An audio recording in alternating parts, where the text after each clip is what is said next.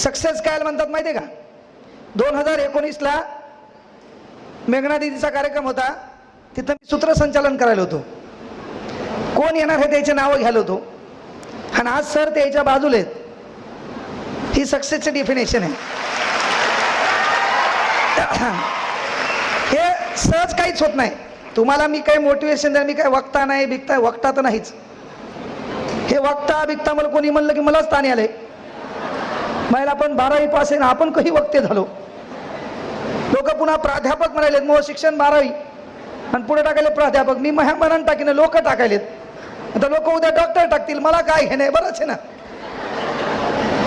मुख्य गोष्ट का सांगायला पोरो, हे जे विचार मंच आहे का, बापानं आपल्या लेकराला एवढं शिकवा की बाळा, या कुठल्याही खुर्चीवर, कुठल्याही कार्यक्रमात, कुठल्याही स्टेजवर बसण्यासाठी आपल्याकडे सत्ता लागते. सत्ता, पालकमंत्री, कळलं का? आपल्याला कुठल्याही स्टेजवर बसण्यासाठी पहिल्यांदा आपल्या हातात सत्ता लागते. सत्ता आपल्या नशिबात येणार नाही. तुमच्यापैकी आमदार कोणाला व्हायचं रे? त्याच्यासाठी जोरदार टाळ्या वाजवा. आमदार होऊन फक्त लोकायला घोडे लावू नको, एवढं चांगलं काम कर. नेता हो बापा, फक्त लोकांचे चांगले कामं झाले पाहिजे, तिला महत्वाची गोष्ट आहे. एवढ्यापैकी मला सांगा, त्याला एकट्यालाच वाटलं आमदार व्हायचंय. तुमच्यापैकी जरी वाटलं असतं तर बाजूची हसली असती का नाही? माय आणि तू आणि आमदार. आमचं पोरग म्हणलं असतं मला व्हायचं, बाजूचं म्हणलं असतं भाऊ इसाची अंडरपॅन्ट, डॉलरची बनियान है ना, रिअलमीचा मोबाईल, धुऱ्यावर बा बेजार, 4 जागी पत्र गळायलेत, इथली बकेट उचलून तिथं ठेवायला आहे. तू, आपण गरीब आहे, आपण किती चांगलं काम करा, लोक आपल्याला ताण देणार आहेत. म्हणून बाळांनो, कुठलाही स्टेज असू द्या, त्या स्टेजवर बसायला पहिल्यांदा सत्ता लागते. ती आपल्या नशिबात येणार नाही. दुसरी गोष्ट आहे, विचार मंचावर बसायला दुसरी गोष्ट लागते आपल्याकडे, मालमत्ता. ती तर येणारच नाही.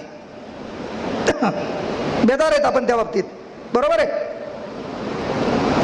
आता तुम्ही काय रेतीचं टिप्पर चालवणार नाहीत, बरोबर आहे का?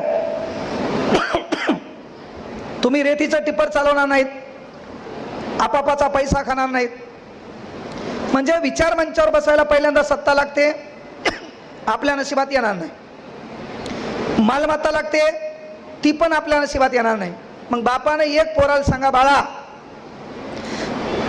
देशातल्या कुठल्याही स्टेजवर बसायला सत्ता लागते, मालमत्ता लागते. जरी ह्या 2 गोष्टी आपल्याकडे आल्या नाही तरी बाळा, बुद्धिमत्तेच्या भरोश्यावर भारतातल्या कुठल्याही स्टेजवर बसता येते.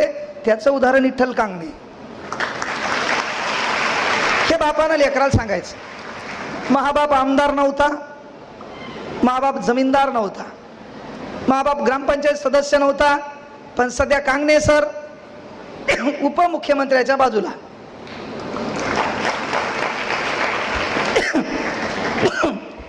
येणाऱ्या काळात आपला कार्यक्रम मुख्यमंत्र्यासोबत आहे. काही दिवसात कांगणे सर तुम्हाला मोदीच्या बाजूला दिसतील. पक्षप्रवेश म्हणून नाही, नाव असेल गुणवंत विद्यार्थी सत्कार समारंभ. आपला एकच पक्ष, अभ्यासावर लक्ष, आपला दुसरा पक्ष नाही. हा, आपला आयुष्य, विद्यार्थ्यांचं भविष्य. बाकी भंगार गोष्टीत आपल्याला इंटरेस्टच नाही. नेता होऊन काय करायचं? फॉर्च्युनर पहिलेच घेतली, बंगला पुढच्या वर्षी व्हायला, पुन्हा काय लागतंय? सोनं नाणं इसेच खलास. सध्या नाद खुला आहे आपला. एक हात सोन्याचा आणि एक चांदीचा आहे. सध्या इसेच आहे. पुन्हा कोणाला लुबाडून नाही.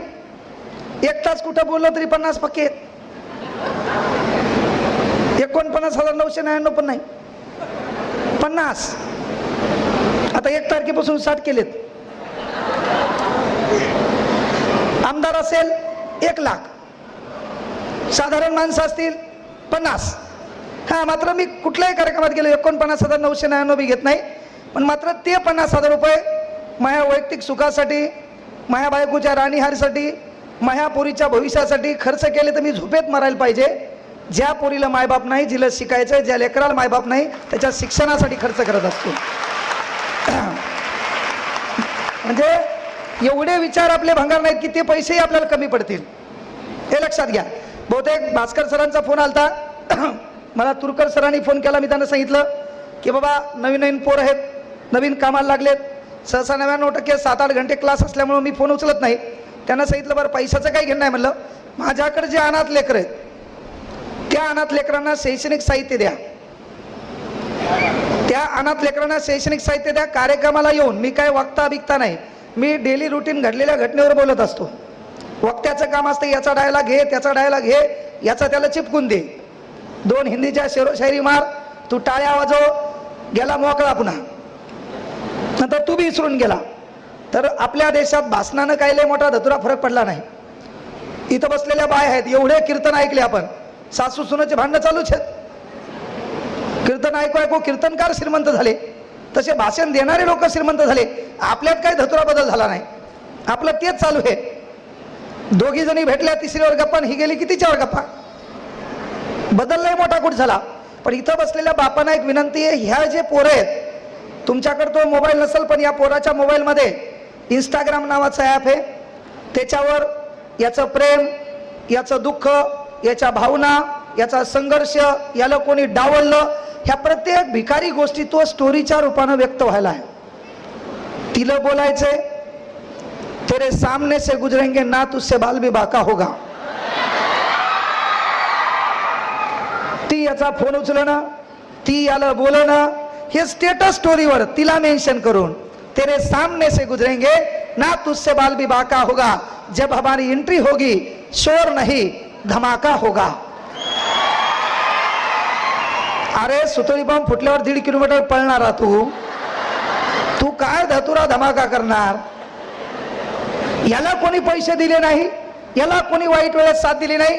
याचा डायलॉग, जुबान कड़वी सही लेकिन दिल साफ रखता हूं, जुबान कड़वी सही लेकिन दिल साफ रखता हूं, कौन कब किस हालात में बदला सबका हिसाब रखता हूं.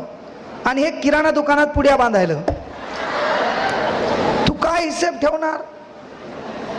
म्हणून मायबापांना तुमचं पोरग म्हणून विनंती आहे, शाळेत आपल्याला मास्तरानं तुडू मारले, आता येईल मास्तर मारिनात. म्हणून एक विनंती तुमचा लेख म्हणून करायलो, हप्त्यातून एकदा आपल्या अवलादीला हाना. त्याचं चुको न चुको मायच्यान सांगतो तरी हाना. उद्या श्रावण सोमवार हे चांगला वार हे, कळलं का. वेळ ठरवा दुपारी 2, शाळा बिळा संपली, बाळा ये. श्रावण सुमार हाफ डे असतो ना 2 वाजता.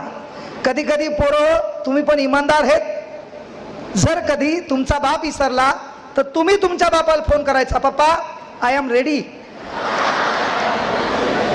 व्हाय आर नॉट कमिंग. कळलं का. आपल्या कमरेचा बेल्ट आपल्या बापाकडे द्यायचा, म्हणायचं 2-4 टाका का, आणि हे काय मारायचंय. आणि जरी तुम्ही मारताना पोरांनी विचारलं पप्पा काहून, तर तुम्ही तुमच्या कॉलरला हात लावून म्हणायचं तेरा बाप अभी भी जिंदा है. गरजेचं आहे. म्हणजे पोराला वळण द्यायचं का बिघडवायचं हे तुमच्या हातात आहे.